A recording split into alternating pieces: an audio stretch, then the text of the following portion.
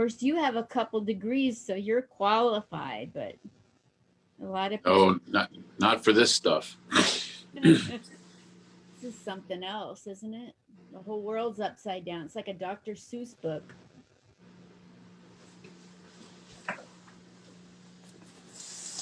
The world. But it's starting to reopen, right? A little bit. I've got the one daughter is in school now. Well, that's good. Yeah. Facebook people, welcome to Comic Spot. Today we have the extreme pleasure once again of having the amazing legend that is Craig Shoemaker. I'm going to go through his entire bio. No, don't do it. You don't want me to? No. I've done a lot. Okay. I just want to say in short that last time I got interrupted and I said he's been everywhere comics have been. He's done so much more than that, you guys. He's got 2 Emmys, if I'm correct. And he's been in. Sorry. My proudest trophy, though, I'm sure it's at my office right now, but I have to show it to you, is I won the Horse's Ass Award at my ex-wife's family reunion. That's my proudest. The Emmys, they're just jogging weights. This is something I truly earned, the Horse's Ass. Oh my gosh. He's been in movies, he's been on TV all over the world, right? With your comedy? Yes, and here I am now in my little office outside of my garage, talking to you on Zoom. Yes. What a world we're living in. A lot of readjustments. We're in a big reboot. I'm calling this a spiritual rebooty call. That's what we're in right now. So, talk to me about how the pandemic has been, because you're a transformational guru. I mean, you've been with Dr. Michael Beckwith. So you know how to get through nonsense, and we've had a lot. Yeah, we have. Well, the most important thing is us as individuals, what we bring out to the world. And, if we don't like election results, we got to, literally get with the oneness and figure out who we are in this whole situation, and just realize it's all an illusion anyway. Because if you're in another country, for instance, they don't care what leader. I mean, they have a different leader. I mean, it's who you are and how you lead that's important. And do you lead with your heart and your true spirit, your authentic self, or do you respond to the conditioning that's out there? And that's what I try to teach is let's condition ourselves to have more joy and happiness and laughter. That's the most important thing. Which gets us into the segue of all segues. Your nonprofit, laughterheals.org, is so intriguing to me because I, like a lot of other humans, have a lot of pain. And you have found an avenue to help people with pain. Can we talk about your nonprofit? I want you to say as much as you want. Well, I don't want to rush you. It's Laughter Heals. And it was spawned from pain, actually. The pain over my friend having a diagnosis. One of my best friends was diagnosed with brain cancer, and he was given 3 months to live. And that's when I said, wait a minute, what about this laughter medicine thing? What about what I've learned from Norman Cousins and Patch Adams? Is it real? So I did a deep dive, and yes, it is very real. We need more comedy, more laughter. I'm amazed how many people do in the cancel culture, cancel comedians over a joke. We're the essential workers. It's like telling your doctor to go away. So it's unfortunate during this pandemic that we are unable to perform live, but we still are online. And, I'm teaching a course right now called Enlightened Up, all about finding more laughter in your life and talk about pain relief. It's a natural pain reliever is to laugh. It's also great for depression. It's wonderful for your circulatory system, your mind, your body, your spirit. Every single thing is engaged when you are laughing. So I take people through a guided laughitation instead of meditating, because a lot of people aren't very good at meditating. I'm a big noise guy. My best meditating is if somebody's in the room, maybe even multitasking, like cleaning the house. If I can hear the vacuum, I'm a good meditator because I have the comfort of knowing someone's there. But knowing that you know, your higher power is there, and that connection is so important. And my higher power tells me to laugh more and enjoy my life more and not obsess over these things that we have no control over. And Laughter Heals really raises the awareness of the power of laughter. And it, you know, it's a pharmacy. We can tap into it at any time. Doesn't cost you anything. And I wouldn't mind being addicted to laughter. Would you? Not at all. I'm addicted. Like if I'm really sad about my relationship with my daughter, I'll go out and try to make 100 people laugh that day. And then I feel better. That's a good list. That's 100 people. That's pretty good. You should go on tour. You know, I've found that sitting still and meditating, you know, and being present in the Yeah. moment can be depressing. It makes me go way past tense. Get it? Well, yeah, sometimes we get into our obsessions, and especially with the world that's going on now, that's really pummeling us on a daily basis. And what I teach in the course is, you know, there's a lot of noise and a lot of chatter and clutter, and we've got to clear that away. And laughter is the quicker way to clear that away than actually, you know, meditation. So if you can, because laughter, you're really engaging your physical self as well. And it's pretty amazing the results that I have found, and where you shift the energy and then shift the outcome usually. Well, you always shift the outcome because it's going to be different than obsessing over it or being depressed over it or miserable over it. You literally can't laugh and be depressed in the same space. Seriously? Literally. Yeah, watch this. You ready? Laugh with me. Now say I'm depressed. Say I'm depressed. I'm depressed. I'm depressed. It doesn't fit. Say it. I'm Say depressed. I'm depressed. I'm depressed. I'm depressed. See? In that moment, you are not depressed. It's literally physically, mentally, spiritually impossible to be depressed in that moment that you're laughing. So if you do more of that, that's a wonderful thing for us in every single sense. I love that. I love that. I'd love to hear some things people have said after going through your course. And you do private tutoring as well, one-on-one coaching. Well, I always look for alternative words because we've heard life coach a million times, and you know, so I always look for the word of guide. I guide people like a Sherpa up the mountain, and so I'll guide them, and it's done through intuitive sense, which I've got a great intuitive sense that I've built up through the years, and it's done through divineness, and I have several methods that I use, and a lot of it is quite frankly psychic, but we all have that thing in our mind. Oh, tell me who's going to win the World Series.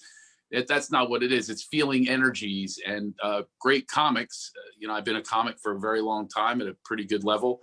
It's from reading a room. You must read the room. You must have empathy and compassion and all of those things that help us to live a better life.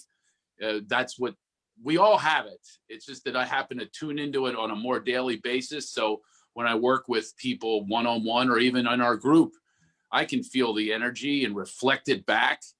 There's a lot of deflection going on in our society. Deflect over to here, deflect over to here. Here's your enemy. Here's your enemy. I got to remind you of this. And here's a statistic that will throw you off and make sure that you have a really bad day in fear, right? There's no fear in laughter. Once you're laughing, there's no fear. It all goes away. And you understand that the meaning that we put onto things is really what prevents us from our happiness. We put so much meaning. It's got to be this way. It's got to be that way. So when we're out of the results business and into ourselves and into our, my new book I'm writing is called Get Out of Line and Into Alignment. And when I'm aligned with this true essence of who I am, and comedy is truth, by the way, laughter is truth. It's acknowledging that truth. And that's a much better way to live my life than the other way of buying into all that they're selling me. No, not going to do it. They want, you know, like there's so much noise, like you said, out there, so much chatter, so much pressure to, like, nowadays people think you have empathy if you carry the burden they're carrying. No, that's not what empathy is. Empathy for me is a feeling. It's a feeling of, which leads to compassion, which leads to service, which leads to reaching out. but you're not joining them in their misery. That's not what empathy is. It's basically understanding that you have been there yourself. You might be even there at that time, but having empathy and an understanding of what they're going through and that feeling. But that's all energy. All energy leads to empathy. So if we allow it, but if you stay in your mind clutter and your chatter, you probably won't be allowing it. If you stay in your anger and your misplaced rage, you're not going to allow that in. You're not going to allow that empathy in. And it's just such a better way to live. I've been going back and forth with this guy on Instagram who responded to something I posted about Van Jones crying, and he was really upset over it. Oh, he's a phony, and it's crocodile tears. It's a minstrel show and all this. And I shared with him that I used to be like that and responded to people like that, looking at it as weakness. To me, vulnerability is courage. That's the greatest courage. You can act like a tough person all you want. And I told him, I said, basically, I shared my experience of I was once like that, of responding like that. I would get angry if someone said, question authority. What do you mean question authority? And I talk about moochers and things like that. And I said, and he can't take this away from me. I feel so free and liberated and happy because I don't live like that anymore. And, they just don't know how to respond because they're so conditioned with this misplaced anger. They're going to tell you who your enemy is. They're going to tell you what you should be angry with. They're going to tell you who not to trust. I said, listen, I trust my divine sense. And my divine sense says to me, I have empathy for when Van Jones cried. I feel for what he was crying about. I cried myself. You can call me a wussy all you want. I think it's wonderful to show that to my children. I played back the video of Kamala Harris, and that's not politics. It's humanity. It doesn't matter. I just loved that in its white patriarchal society that we live in, and the world has been filled with violence for centuries because of it. I'm looking at this and go, oh, there's an advancement in society. There's someone who advanced to that level in our society. That shows me growth. And I had such compassion and such great feeling about it that I cried, and I showed it to my children. I happen to have one daughter out of the four. And I'm going, oh my God, there she gets some hope, and she gets a chance at life on an equal level, that wasn't there before. So I acknowledge that. I listen to that presence and listen to that feeling, and I express it, whether it's through tears or laughter or celebration, whatever it is. And I think I've got this guy in a whole twist. He doesn't know how to respond because he thinks I'm a Hollywood liberal. They do the labeling and all that, and the blaming and the shaming. I said, I don't like living like that. I used to be, sorry, I'm happy like this. And they can't take that away from you as much as they'd like to. Misery loves company. So in your life, being as, I'm going to use the word sensitive because you pick up feelings, and that's what I mean. In our life, I've always been labeled as too sensitive. There's the word too that goes in front of sensitive when we are sensitive. And I've always fought that tooth and nail, that how can you be too much like yourself? If your senses are attuned, then that's a wonderful way to be. They're attuned with the divine, with divine order, with love. Who doesn't want to love, right? So now the part that maybe someone is saying, this happens often, and it's true, is sensitive and making it personal and selfish and a victim. So when people get into the victim mentality, I think sometimes someone reflects back to us when we are being that way. When I act like a victim, some people are going to buy into the story, and some people are going to, just get with me and enable me and all that kind of stuff. But that's what someone could mean by oversensitive, because it's what we affix to that sensitivity is, and it's usually some personal hurt that we're not really dealing with. We're not dealing with it in a proper way, because if you stay in that victim mode, as if you don't have a divinity or higher source running the show, it's your head running the show, which becomes selfish in and of itself. So if you stay in that state of alignment, and if you have people around you that are saying, oh, I hear you, I acknowledge you, I recognize you, which is a wonderful thing, but they reflect back to you in a helpful way, not in an enabling way. So sometimes people have the wrong words for it, oversensitive. That's what this guy was saying about Van Jones, that, you know, he's sensitive, you know. Yeah, yeah, his senses have been engaged. His sense of smell, his sense of hearing, his sense of sight, sounds, and smell, all of it has been engaged, and this is the response to it. That's not oversensitive. And he wasn't being a victim. He was celebrating life of something that he believes that he can show his daughters now. It's a historical moment for him. And that's what happened for him. If it doesn't happen for someone else, maybe it will in the future. Maybe something else will, you know, will engage their senses in a positive way, in a transformative way. That would be fantastic, right? Absolutely. What's the best story that you have? Story sounds fake. What's the best thing that's happened in one of your sessions where you've seen the biggest change that you tear up still to this day about it? Wow, that's a tough question. I can tell you, I'll tell you a couple stories. This wouldn't be a session, but Laughter Heals was founded on, you know, my friend Gold's getting this brain cancer. Mm-hmm. And I started this program, you know, guided laughitation and laugh for life therapy. And he showed up for all of it. And one of the prescriptions that I gave was, I said, listen, everybody, go out and watch more comedy, watch more comedy, and then share with others. Like we used to share, you know, here, let me buy you a drink, or here, let me share drugs, or whatever it is. Why don't we share what makes us laugh? The movies and the TV shows, and turn each other onto those things, and then come back to, oh my God, share the laughter, share that energy. So this went on for a while. They gave him 3 months to live. He showed up for all of it. He would come to all my comedy shows, but other comedy shows as well. And he just had a zest for life, even with this horrible, debilitating brain cancer. And he lived 15 years past that prognosis. And one of my great moments of life is I made him laugh on his deathbed. He was sitting there in a coma, just staring. And I said, you know, this is probably going to be the end. And we had been through some journey together. I mean, we thought he was dying a number of times, but instinctually, energetically, I knew that this was the end. And he was sitting there in a coma, just staring. I said, I don't even know if you know I'm here, Golds. And I just wanted some indication that he knew that I was there for him, and he knew I was there in comfort and in joy. And I said, I don't know what to do. You know, because I'm a doer. I said, I don't know. I said, you want me to give you a handy? You want me to? I said, yeah, I don't think you can do it yourself. You want me to give you a hand? I swear, he came out of a coma and he goes, and he let out a laugh. We filmed it actually for a documentary. But that was, and he passed away about 2 or 3 days later. And I said to myself, hey, man, you did pretty good there.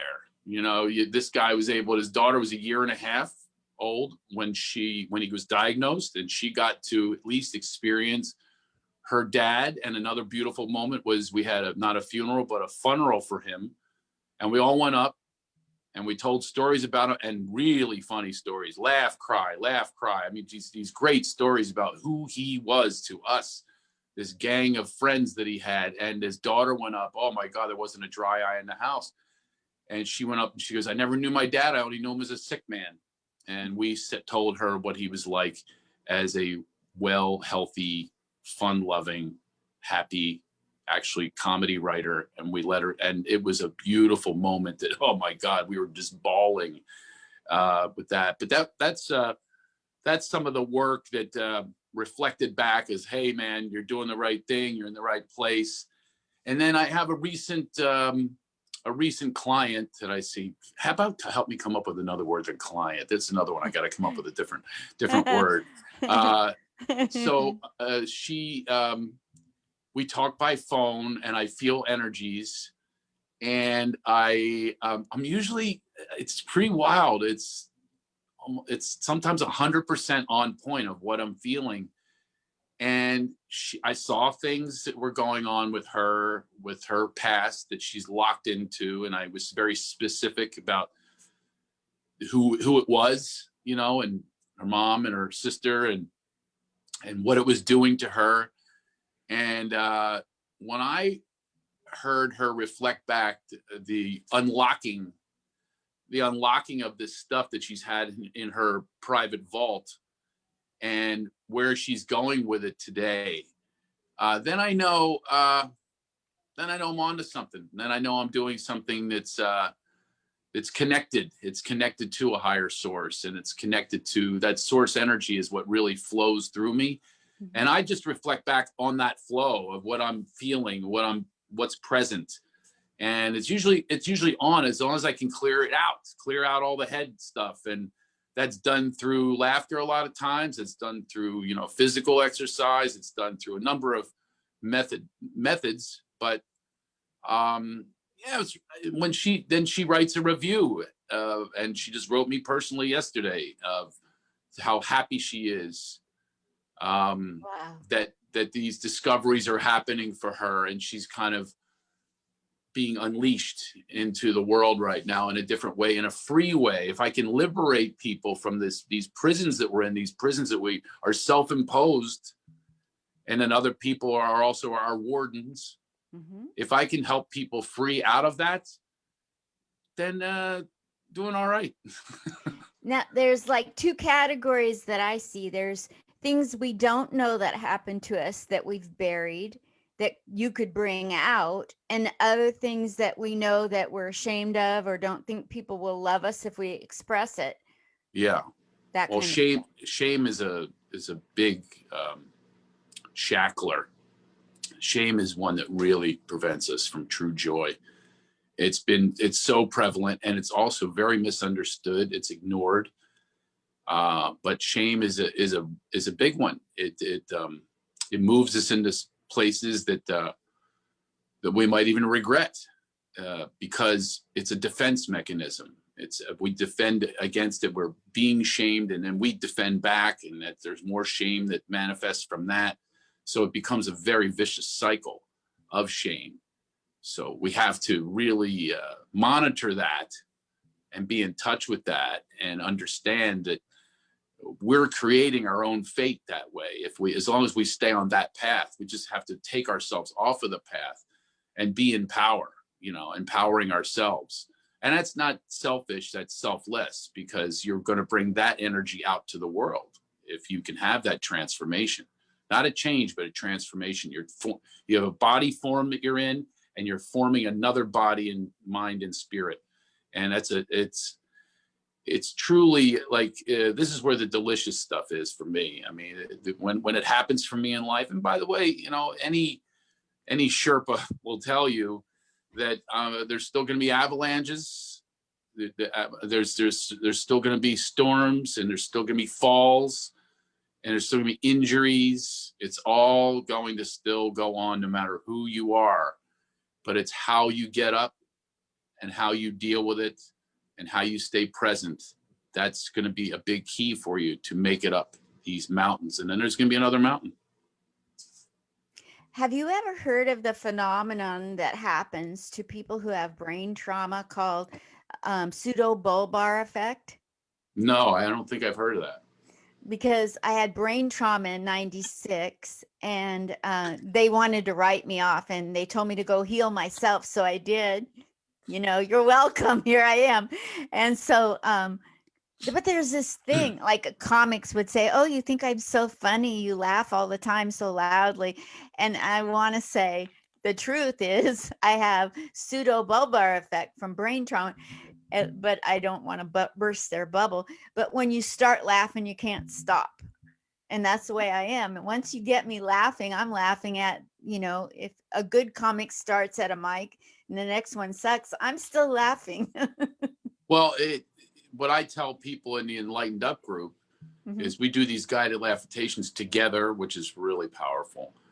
What I tell them, you don't need a logical stimulus to laugh. Laughter is just a choice, like yelling. I could go, right? It's just a choice. Your body doesn't know.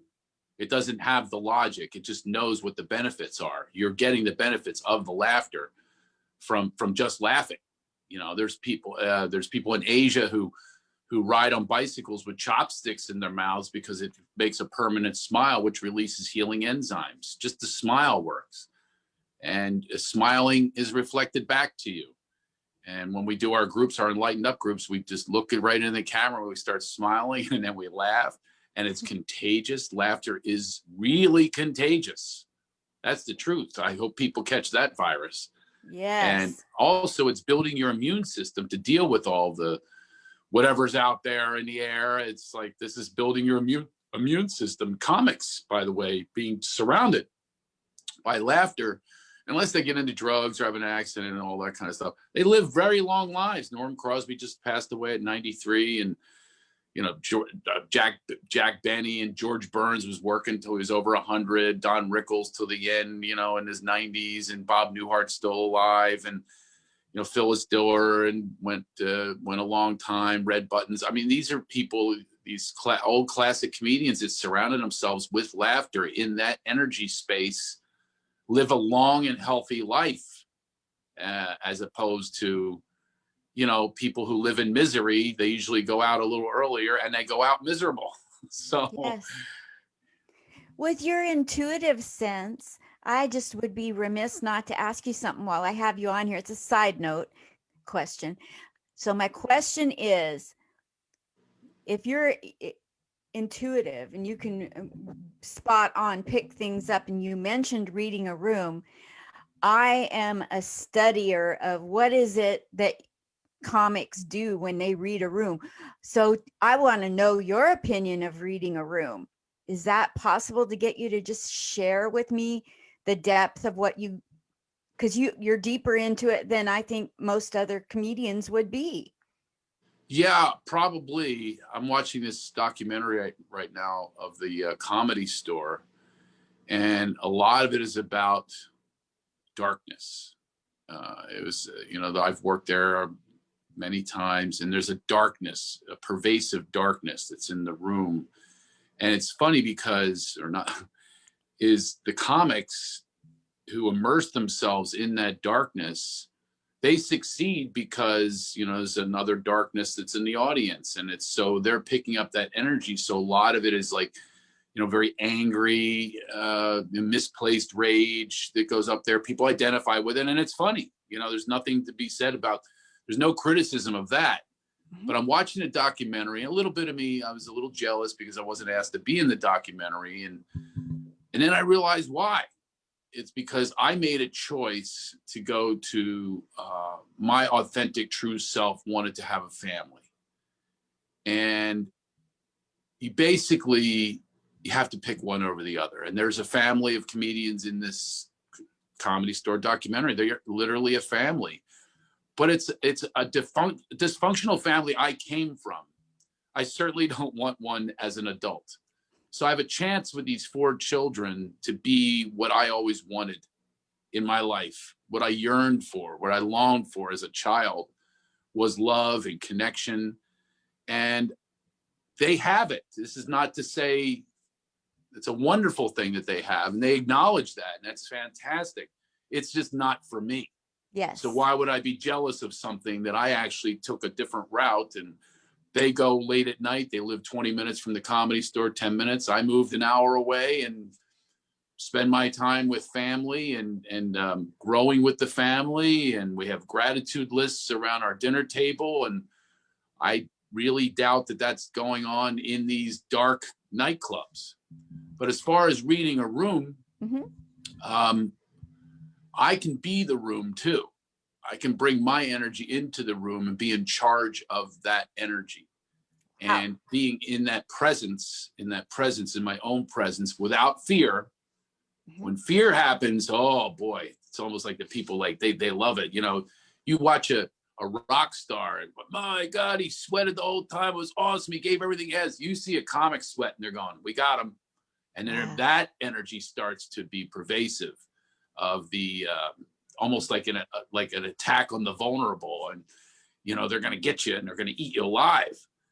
But if you are, you know, the master of your domain, then you can feel the energy and you could create a new space. But I can also feel people that are not going to vibrate with that also. And I've actually had difficulties sometimes where I'll pick one person in the crowd. I remember one time I'm getting this big standing ovation at this arena outside of Cleveland. And it was even written in the paper, standing ovation, da da da. And I remember you've done crowds of like 70,000 people. Yeah, 70,000. Yeah, they stood too. But I'm the type of person sometimes when I'm not in my own power and in that energy space, I'm in the shame space, the victim space. I'll say, how come that guy's not standing? And I look at him and he's in a wheelchair. But the selfish side of me is going, I couldn't help him. And that's another thing is I try to rescue people all the time. So there's that goes inside of me too, that I constantly have to work on. That is, they just might not be ready for a show even, or ready in life to move into a harmonious vibration. They might not be ready. Many people aren't ready. And so I do find I'm fortunate to be able to draw. It's called a draw when you're drawing people in and selling tickets based on your work and your name and things like that, Mm-hmm. which is dissipated. That's very tough. Mm-hmm. But the people who are there are usually willing participants in this energy that I would like to put forth. Like they're with me, and when they're with me, yes, I get a ton of standing ovations. I'm being told more than anybody, because I think they're celebrating with me. We're celebrating our lives together, not in darkness and not in dire circumstances and not in fear, but we are at those moments for that hour and a half that I do on stage. We are in a space of clarity and oneness. And that's a pretty cool thing. My goodness sakes alive. So where will you be performing post-pandemic so I can come and watch you? I know it's probably on your website, but I live in Vegas. Do you plan on coming to Vegas, or in March? I'll be back here. Aren't you going to be in Tustin or Irvine in March, like March 5th, 2021? I don't know. I do know that I have a show this weekend where it's socially distanced show. I have two, actually. I have one at Strawberry Farms Golf Resort or Club or whatever it is. And they have a gigantic barn and people use. So that one, I think there's a couple tickets left for that. And then I have a really small outdoor place I'm doing in Escondido. Everything has been reduced now to, it's almost like, money wise, it's the worst time for me in history. This is, this rebooty call has been, I've had some bad dates. So this is, but it's a time that I can really connect with it in an intimate way with these smaller, they're not even crowds, gatherings. So, I think it's a pizza parlor that I'm playing on Saturday, but Johnny Laughter Seed still needs to get out there and spread this growth for people. So Strawberry Farms, and then Grand Comedy or something. It's on my website, Grand Comedy. And then I've got a few other outdoor shows coming up. And obviously the weather canceled me last week, so I had to pivot. And I did a show out of my studio. And if people want to sign up, please sign up on my mailing list. Please email me. And if you're interested in, especially if you're in Southern California, we had people came from literally 120 miles away to be in this 15, 20 person audience in my studio, distanced and masked and things like that. But I zoomed it out. But that live audience gave me everything that I need. Just that my wife on one of the shows, she said, "Did you get a laugh track?" Because that's how good it was. And people are celebrating their lives because we're all cooped up and we're all, really in this very rough space. And it's like this release needs to happen through laughter. And that's what really angers me or really annoys me about cancel culture. They'll cancel over one joke they don't understand. They're selfish about it. When they don't understand, we're essential workers. We're trying to bring this medicine to you. So I just would implore people, if you have a problem with something that someone says, just understand their intent behind it is not to offend or oppress. It's really to spread goodness. And if you don't get it, there's one joke, like 1 second later that you're going to get. Just be there for it. You know, maybe it's pain that you're experiencing for 1 second, and there's the relief of pain a second later. So if you can look at it like that, and also ask the questions of the comedian. What did you mean by that? It looked like it was offensive to me, and then they can explain to you that it's not. That's not the intent whatsoever. And offense is actually causing an offense to someone. Like you're really on the offense. You're trying to hurt them, and that's usually not the case with the better comedians. That's not the case. We're just trying to share ourselves and our truth in hopes that you will laugh with us. Got it. Or at us. I don't mind if they laugh at me. I actually like laughing at me. So, you must. yes. I showed your video to my sister. I'm visiting my sister in Laguna Niguel, and I showed her the video of you last night doing your comedy, and she said, oh, we got to go see him. So we looked up when you'll be in the Irvine, Tustin area or whatever, and I think it's March 5th, 6th, and 7th. No, I'm in Newport. Quickly get tickets on Friday. I won't be here. I'm leaving Wednesday. Oh. But I'll tell them because they're right by Newport. I mean, you're leaving tomorrow. You're leaving tomorrow to. Oh, well, tell her to go. I'll tell her. Tell her to go. I'll be at Strawberry Farms having a ball. But you better get the tickets fast because they only have like 100 capacity in a giant room. But still, that's all they're allowed to have. So tell her to quickly. She died laughing at your stuff. Good. Well, live, it's even better because then we share the space. Then we share the energy. There's nothing like it. That's the problem with Zoom is people are individually, comfortable in their chairs and they're lazy. They're not part of this flow. You get into the flow when you have a live show. We really need to get back in doing these live shows if we want to get better. I want to tell you that I've never been happier to hear anybody say that comedy is essential than to hear it come out of your mouth. It's so essential. And I can hear it from a thousand other comics, but hearing it come out of you with all the work you do in your nonprofit of healing people through laughter, it means so much more coming from you. Well, thank you. Yes. Well, there's that. And I need the fucking money. How's that for authentic? Take that. You little trolls. Oh, that's cool. You do need the money. So get out there and support.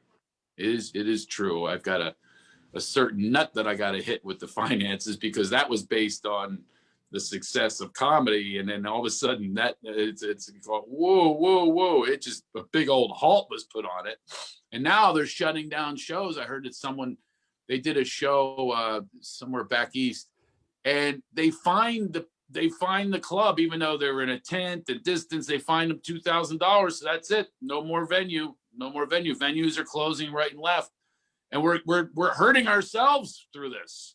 Yes. So I say, open these things up and let people come, at their own risk.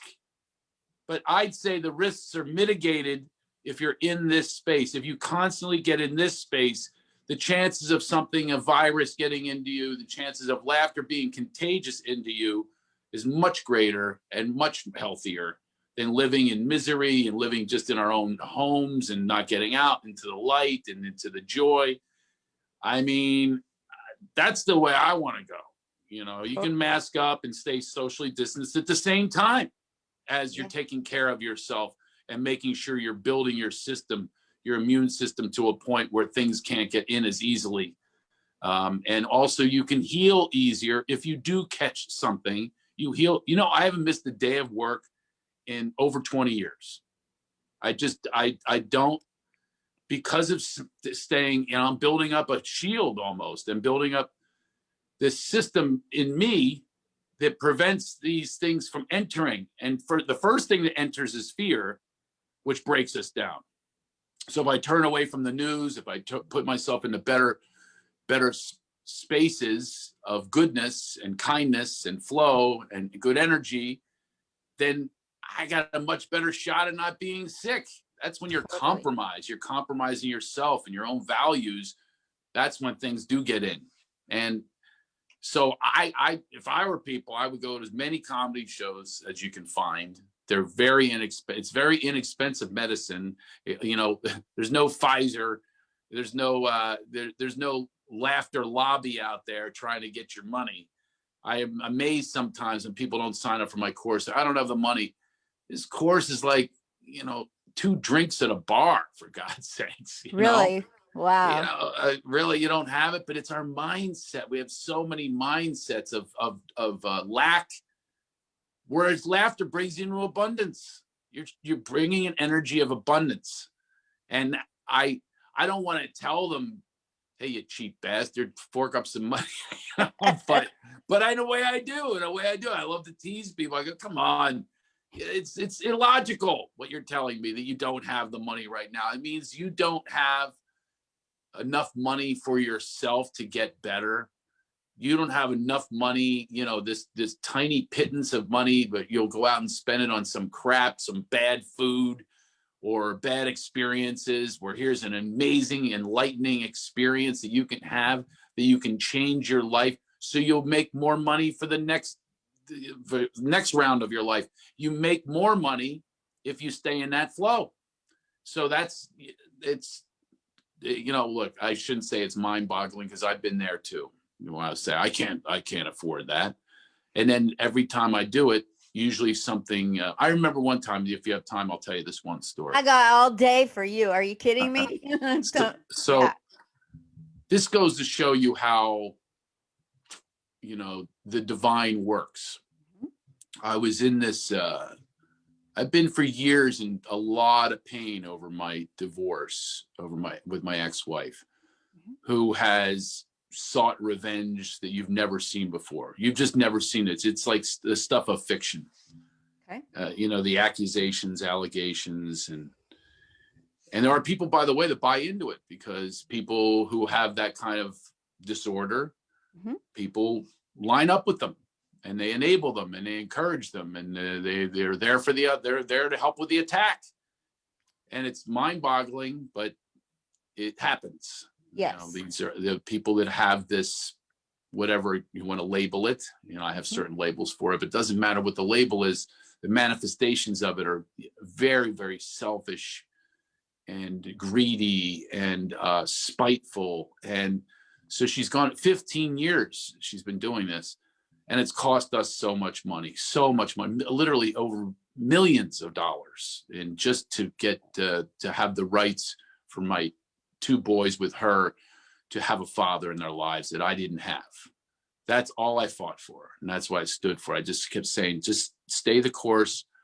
They're going to know someday, which you hope that day is that day, you know, that she just stops or puts a surrender flag up, but does not stop, has got to be right.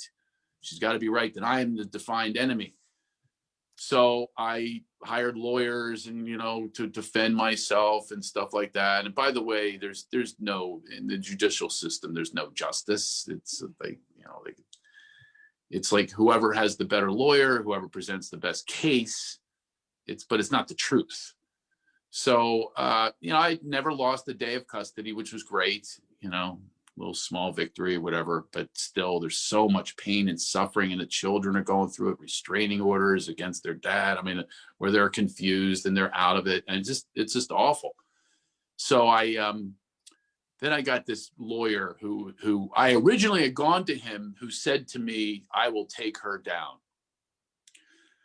And my good sense told me, I'm not interested in that. I don't want to take her down. I don't want to hurt her, because this guy really is a vindictive. You can feel his energy.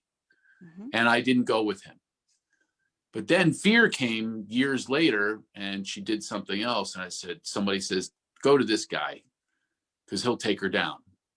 I still didn't want to, but I said, all right, just in this case, I'm going to bring him in. And I brought him in, and sure enough, by the way, his results were nil. You know, it's whatever.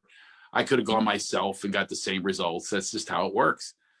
And he's a really mean guy. He's actually, I don't like the word ugly. He has an ugliness to him. And then I got rid of him. And then he says, and I told him I didn't have money. I said, I don't have money. But then the bill came in, a gigantic bill. I'm like, I told you I didn't have the money and you ran this meter anyway. That's what a lot of lawyers do.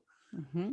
So sorry for the long story, but No, please don't. there's an end to this story that I would hope that people can understand and feel better about certain circumstances that they're in with that lack and worry and doubt. So I was not in that state of faith. I was not in that state of consciousness. I was unconscious and behaving unconsciously. Mm-hmm. So I came back at him and I'm thinking, and I wrote back to him, and he revels in this. Like he revels in this. Like I was fighting back the amount of money and that sort of thing. And I can prove this. This is a guy that's in the proving business his whole life. It's like going against a Scud missile with a wiffle ball bat. I'm not equipped for this, but I think my ego thinks that I am. Oh, I got him. I got this guy on the ropes, you know. So I'm taking you to court. He sends me a video of him confiscating a Rolls Royce from someone. He sends me a video and he goes, "This is you. You're next." He literally lives in this ugly world of vindictiveness, just like, by the way, my ex-wife. So here I'm fighting against the two of them and others. Mm-hmm. And I said, I don't have this money. I don't have this money. I'm drained. I'm just drained. And I'll give you the amount because it has to do with the story. So it was an amount that, I knew that he would come up with some number that he would accept that was enough for him to be okay with letting the rest go. And the number was $10,000. Wow. So, it was 15,000. I said, how about 10? Well, so I prayed and I meditated and I said, cause I didn't have it. Mm-hmm. And I said, just $10,000, take it from another account or whatever you need to do, get him the $10,000. And he was real mean about it. He goes, if you don't have this tomorrow at, Mm-hmm. 5 p.m., then I'm coming after you. I'm going to double the amount and all this kind of stuff. And I said, just let it go, Craig. Just let it go. Because he did agree to it, that he'd let this court case, he was taking me to court, $10,000. I got the 10,000 to him and I was booked in Detroit. And I wrote down a number in Detroit of what I was going to make. But my deals are based on the door. So I get bonuses and percentages and things like that. So I wrote this number down and of what I was expecting to make in Detroit. And I swear to you, I get the check and it's literally $10,000 over the amount that I wrote down. Oh. The $10,000 was given back to me days later because I let go. I surrendered all my fears, all my thoughts, all my stuff, exactly to the penny, the amount that I wrote this check for this guy for my own freedom. I'm not fighting anymore because he caused angst in me. I was fighting this guy, this bully. He's an absolute bully. And so is my ex-wife. Bullies.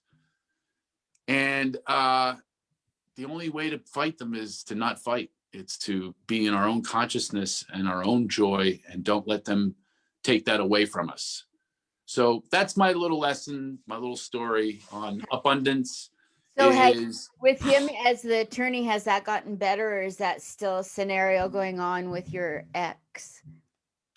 The attorney's long gone. The thing with my ex is sadly still 15, 16 years later, still going on. She's still into the possession of the children. Well, one's grown now and he gets it. Everybody said he would get it. Yeah, he gets it. He gets what she did and what she still does with his little brother. I mean, it's really, she alienated him from the whole family. We have other siblings now too. And it's really, by the way, that's a tough one for me. This one is, it's like my biggest lesson in life. But I will tell anyone who's watching, listening, that whenever I try to control it, the results are just awful. I mean, whenever I try to tell her something logical, I'll write these emails because they're logical. They're beautiful. They're loving, actually. It's from a space of love and, committed to children, raising children. We don't want them to feel like this. We don't want them to suffer. So you think logically, oh, she'll get it. Some click will happen in her. But every time I press enter, I should stop myself because she's never responded with, "Oh, thank you, Craig. I've never thought of it that way. You're so enlightened, and now I am too." Not once. Not once. Probably hundreds of emails. They talk about Hillary with the emails. I am the Hillary of divorce, of those damn emails. And I'm people, the Hillary of being an estranged mother from my adult daughter. yeah. Well, then if there's a conditioning that takes place, and that's what I feel bad for our son. He's been conditioned, and this is the only way he can respond. The only way they can respond, they're a child. The only way they can respond is the safer way, what they think is the safer way. They're not going to be courageous and go, "No, Mom, I'm going to go, to my father's house without any thought of what you say about him." No, it's in them. It's in their DNA. And my older son suffers for it to this day. He's got PTSD from this. Yes. And he's had explosions, and he had an explosion even on me, and I let him do it.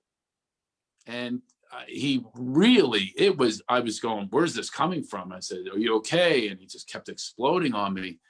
And you know what? A week later, apologizes. "I love you. I want what you have. You've been everything to me. You're the reason he's got straight A's in college." If I didn't stay that course, there's no way he'd be in college. There's no way he would be getting Dean's List straight A's, have opportunities. He worked for the Lakers, the world champion Lakers. I mean, he is, living a life that never would have been there if I didn't make that stand. But I made a stand not against her, but for him. And there's a difference. Love that. Yeah. The best I can do for my adult daughter who's choosing to be estranged is to show her through. That day I started doing comedy at Aces, that very day. And I called up Rocky and I said, "How would you like to save my life? I need to learn comedy today. And if I can make other people laugh, then I'm okay. Even if this most important relationship in my life is still not healed and may never be, that's up to her.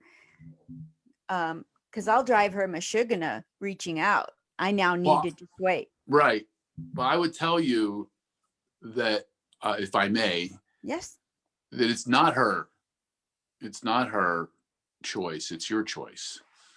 Is the consistency of your choice. I want to write a book. Things take time. I want to write a book called "God's a Slow Motherfucker." Because the greatest things, Grand Canyon, wasn't like you went, "Yeah, here you go, put a little renovation here." No, it's beautiful God space. Took centuries to make.